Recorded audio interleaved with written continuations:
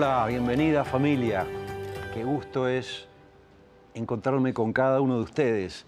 Y aunque no los veo, sé que están ahí compartiendo este momento de reflexión sobre los desafíos que nos plantea el Papa Francisco en Amoris Laetitia para la familia. La mayoría de las constituciones de nuestros países prevén en algún artículo la protección de la familia. El problema es que eso no siempre se traduce en legislaciones que en las distintas áreas que afectan a la familia realicen una acción de protección integral, de remover obstáculos para que la familia haga y haga mejor, con más ayuda, con menos dificultades, lo que sabe hacer, que es formar la persona humana. El desafío que trataremos es precisamente una legislación estatal pro familia, que ayude a los ciudadanos a fundar familias, a cuidarlas, a llevarlas adelante, a sanarlas cuando hay problemas, a restaurarlas. Y nos dice el Papa en relación con este desafío en el punto 44 de su exhortación: las familias tienen, entre otros derechos, el de poder contar con una adecuada política familiar por parte de las autoridades públicas en el terreno jurídico, económico, social y fiscal. La promoción y defensa de la familia suele ocupar poco espacio en los proyectos políticos.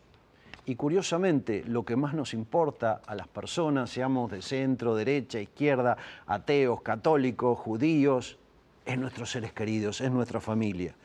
Por eso, para hablarnos de este desafío, he entrevistado a otra experta que ha investigado el tema, no solo en un país, sino en toda Latinoamérica, y que creo que será útil su reflexión. Vayamos a la entrevista.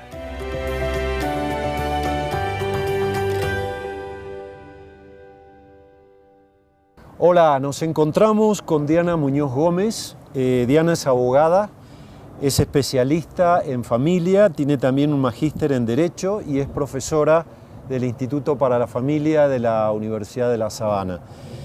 Diana, muchísimas gracias por tu tiempo. Todos hemos crecido, pienso, con esta frase que lamentablemente a veces se queda solo en una frase, de que la familia es la célula básica de la sociedad. Estamos hoy en una cultura que con hechos concretos, con normas concretas, con políticas concretas, haga realidad esta expresión: la familia es la célula básica de la sociedad. ¿Cómo estamos desde el punto de vista jurídico con la familia? ¿Y es la familia un sujeto de derecho? Bueno, Cristian, gracias por la invitación. Pues realmente esta expresión popular, tanto en el derecho como en la ciencia política, es carente. Los instrumentos jurídicos, las normas, los eslogans lo dicen: la familia es la célula, es el quid de la sociedad, es la célula primaria, pero realmente en aspectos prácticos, en políticas concretas, en beneficios particulares encaminados a conservarlo, no se está dando. La realidad, Cristian, es que la persona humana es un ser familiar por naturaleza.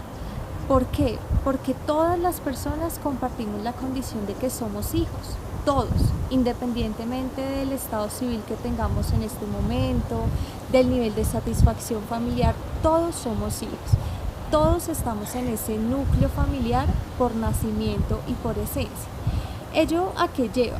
A que la condición de ser familiar es transversal a la persona humana, y eso implica a su vez que la persona es para la familia.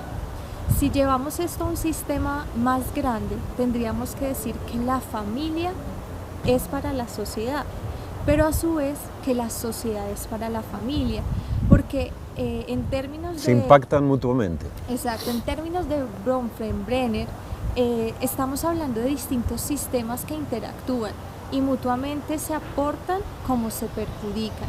Entonces, cuando la sociedad no está diseñada para la familia, empieza a haber un desajuste.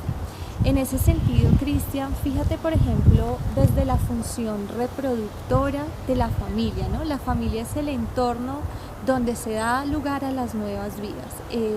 Y fíjate que allí, por ejemplo, para conservar el índice de reemplazo poblacional, es decir, que en la medida en que la población envejece, que las personas adultas mueren, a su vez hay nuevos nacimientos, nuevos niños, el índice de población que debe tener, que deben haber nacimientos por mujeres del 2.1 por mujer.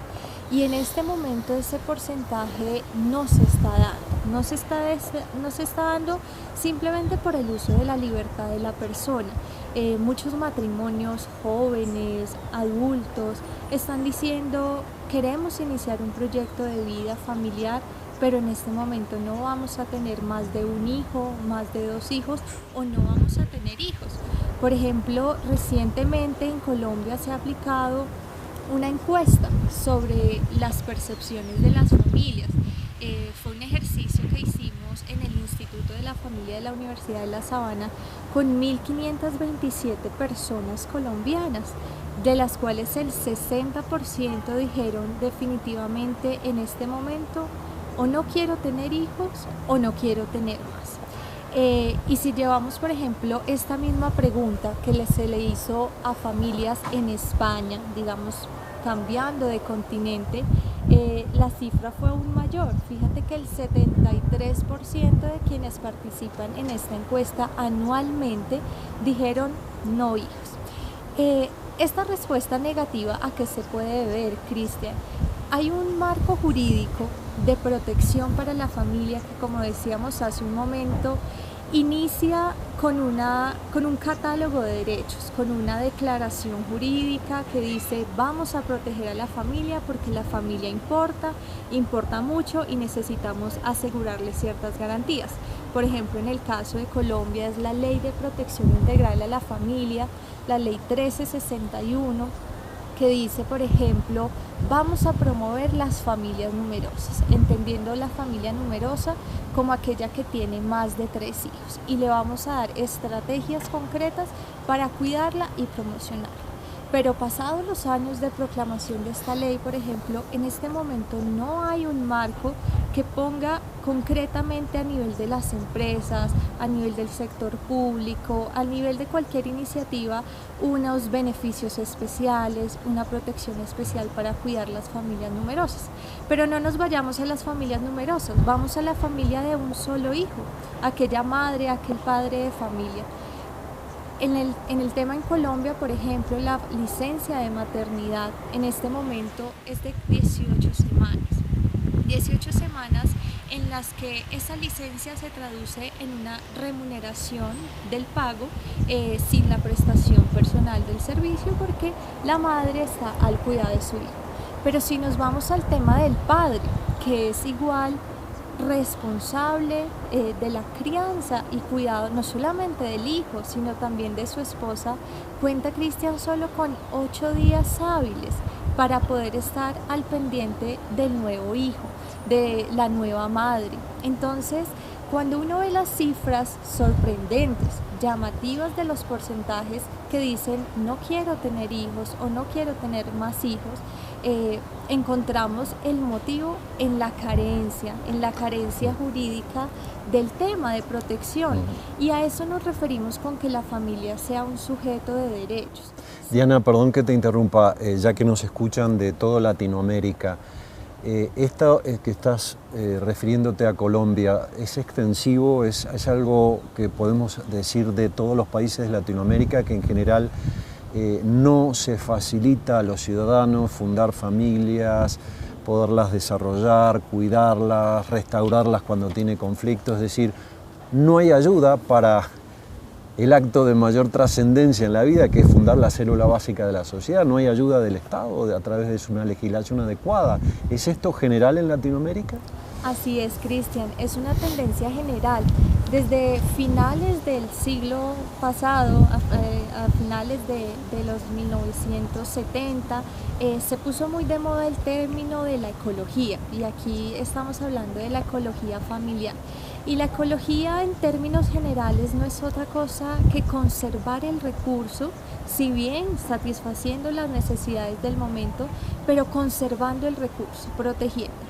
Y esa ecología familiar está encaminada a no otra cosa que a darle una sostenibilidad a la familia, una estabilidad tanto en el capital humano, en las personas mismas, pero también en el capital económico o material que le permite su sostenimiento. Realmente las cifras son generales a nivel, por ejemplo, de Latinoamérica, en la falta de protección a esta realidad de la persona que empieza a ser madre o empieza a ser padre. Por ejemplo, en Chile y en Brasil, la protección a la paternidad de una licencia solamente te dura 5 días hábiles, en Perú 4 días hábiles, en Argentina 2 días, México y Panamá 0 días. Entonces, para un padre con unas condiciones económicas que muchas veces son limitadas, carentes, y que además no cuenta con el recurso tiempo, pues si deja de trabajar, el niño no tiene que comer. Si deja de trabajar, no hay un hogar para estar con su esposa. Entonces, sí hay una carencia, sí hay una desprotección que conduce a esa inestabilidad. Pero Cristian, el tema es más preocupante de lo que parece, no es solamente una ausencia de normas, porque igual hay estados, hay lugares donde hay normas, hay empresas donde hay políticas de familia responsable, que ahora no solamente habla de la responsabilidad familiar, sino de la responsabilidad corporativa familiar. Y hay muchas personas que también, a pesar de que cuentan con los recursos, con las facilidades, deciden no tenerlo. Entonces allí también debemos pensar que no es solo un tema de carencia legislativa o de carencia de política empresarial, sino también una carencia de conciencia de la persona. Saber que hace parte de la función del amor familiar, dar vida. Dar vida no solo a ese nosotros que formamos con nuestra pareja, sino también a esas nuevas personas fruto del amor. Entonces volvemos a esa cifra, ¿no? Por cada mujer debería haber un 2.1% de hijos, y si nos vamos a revisar esta cifra es alarmante. Fíjate, en la Argentina ya está en el 2.6, está a punto de llegar al límite. En el Brasil está en un promedio de 1.8. Estas son cifras, Cristian, del Banco Mundial, cifras actualizadas a 2017. Si vamos a Chile, el porcentaje está en el 1.7. Si vamos a Colombia, está en el 1.9. Si vamos a Estados Unidos, ¿no? El epicentro del capitalismo, ¿no? De la tendencia más al tener que al ser, está en el 1.8. Si nos vamos a Europa, los índices son aún más bajos. Por ejemplo, en España hace más de 35 años no se logra llegar a ese promedio exigido o necesario, porque no es una exigencia, es una necesidad para conservar el reemplazamiento de la población. Entonces, ¿con qué nos estamos encontrando? Con una cada día más adultos mayores que por su ciclo vital, por su edad, por su desgaste físico, mental, pues ya no están en unas condiciones de trabajar, de tener unas labores de cuidado, de responsabilidad como las tiene un joven en una adultez temprana o un adolescente. Entonces, ¿esto a qué nos lleva? No solamente a la carencia de familia y a la inestabilidad poblacional, o como lo han llamado algunos teóricos, al invierno demográfico, incluso al suicidio demográfico, porque es que la pirámide se está invirtiendo. La sociedad necesita niños. ¿Para qué?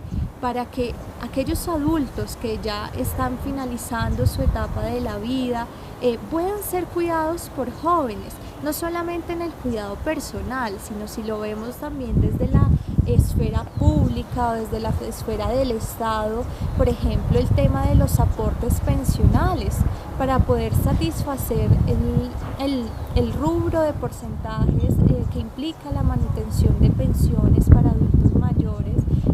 Es necesario la cotización en el mismo momento de una población joven. Entonces, ¿hacia dónde vamos? Que por 10 pensiones de 10 abuelitos hay 5 jóvenes cotizando. Entonces el sistema se cae, financieramente se cae. Y es un tema en el cual estamos avanzando. Europa es la bandera del tema del invierno demográfico, pero América y Latinoamérica en concreto está caminando en la misma línea. Entonces es un tema para que reflexionemos, Cristian. La ecología familiar tiene que pensar no solamente en esa conservación del vínculo, en esa conservación de la satisfacción, sino también en esa conservación de la reproducción, esa conservación del dar vida, del seguir adelante con ese proyecto familiar, ¿no? Y por supuesto no se limita al dar vida a nuevas personas, se traduce también en esa función socializadora que tiene la familia o que tienen los padres de familia, ¿no? Educar nuevas personas para el mundo, ¿no? Con esa concepción que trasciende del individualismo para pensar en el altruismo. ¿Cuál es la sociedad que queremos dejarle a los que vienen? Pensar no solamente en el hoy, en el ahora, sino en el hoy en perspectiva de futuro. Eso es una labor de la familia y hace parte de la ecología familiar, porque no solamente es cuidar el recurso ahora, cuidar a la familia ahora, sino pensar en la familia del mañana. Diana, tú hablas de ecología de la familia, es un concepto que desarrolló mucho Juan Pablo II, siguió Benedicto XVI, ahora el Papa Francisco habla de ecología integral. ¿Qué debería hacer los gobiernos, los estados, para generar una cultura basada realmente en la perspectiva de la familia, cuyo eje sea la familia y no la economía o la tecnología? ¿Qué se podría hacer que no estamos haciendo desde el punto de vista legal? ¿Qué facilidades podríamos brindar a los ciudadanos para que fundar una familia, cuidarla, llevarla adelante, no sea tan difícil, por no decir heroica en muchas culturas? Sí, así es, Cristian. Mira, yo pienso que la clave está en comprender lo que somos, en comprender qué es la persona humana. Y esa comprensión implica saber que somos una unidad de un sujeto que es ciudadano, es sujeto político, es empleado, es trabajador, pero también es padre, también es madre, también es hijo, también es hermano.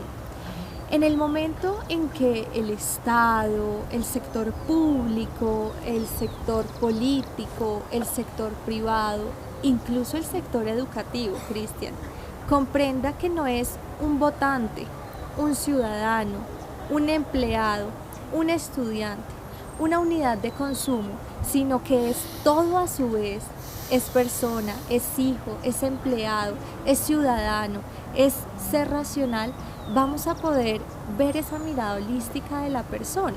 Por ejemplo, porque es que los instrumentos están creados, Cristian. Naciones Unidas cada 15 de mayo, que es el Día Internacional de la Familia, lleva más de 5 años invitándonos a reflexionar, entre otros temas, sobre el tema de la armonización de la vida familiar y personal con la vida laboral, que fíjate que son 2 de esas dimensiones de las que te hablo hace un momento. Entender que la persona cuando va al trabajo no puede dejar la familia y que cuando la persona va a la familia tampoco deja el maletín del trabajo, porque somos unidad. Ahí está la clave, comprender que la persona es unidad y donde está la familia está el trabajo y donde está el trabajo está el ciudadano político y así en todas las esferas. Se trata de una armonización que nos permita tener una sostenibilidad, vuelve el concepto, una ecología de la persona en sí mismo en sus distintas realidades. Cuando logremos hacer quid clave con esa unidad de todo lo que somos, se va a poder empezar a hacer efectivo tantas leyes, tantas políticas, tantas iniciativas. Porque si nos fijamos en la ley ya lo dice, Cristian. Claro. Desde los instrumentos internacionales, desde la política de equidad para la mujer, hablamos de una distribución equitativa del trabajo, porque en la nueva generación, por ejemplo, los millennials, se está presentando mucho y ya es tendencia, muchos padres que quieren dedicar el tiempo a ver la crianza de sus hijos, ser parte del proceso, tanto padre como madre. Y eso no implica dejar de lado el trabajo, eso no implica dejar de un lado la esfera pública, implica dar los escenarios. Tú hablabas de una unidad y lo que estamos viendo es una fragmentación de los derechos, ¿no? Porque están los derechos de los niños, de los adolescentes, de las mujeres, de los ancianos, pero el común denominador es que ellos no son aislados, sino que integran una familia. No se habla tanto del derecho de la familia, sino de individuos aislados. Nos quedan muy pocos segundos. Yo te pediría, Diana, para quienes están escuchándonos, alguna idea, fuerza que quieras dejarle en relación con el tema, el interesantísimo tema que hemos estado hablando. Bien, Cristian, pues definitivamente, como hemos dicho, es un tema que trasciende del escenario público, del escenario exterior, del escenario privado y que se concentra en el escenario personal. Y más allá de pensar qué hace el Estado, qué hace la empresa donde trabajo, qué hace la acción comunal, la comunidad donde yo estoy, qué estoy haciendo yo hoy, ahora, por esa madre que está en casa sola, por ese hermano que está necesitando una ayuda, por ese esposo, esa esposa que en este momento tiene una necesidad material, emocional, de sentido de vida. ¿Qué estoy haciendo yo hoy y ahora por mi entorno familiar? Si cada uno empezamos a pensar por mi responsabilidad familiar, por cómo cuido mi ambiente familiar, mi ecología familiar, vamos a poder generar el cambio y podremos llegar al escenario empresarial, privado, político y público. Diana, muchísimas gracias. Bueno, Cristian. A ustedes también les agradezco y les pido que nos acompañen en nuestra próxima entrevista.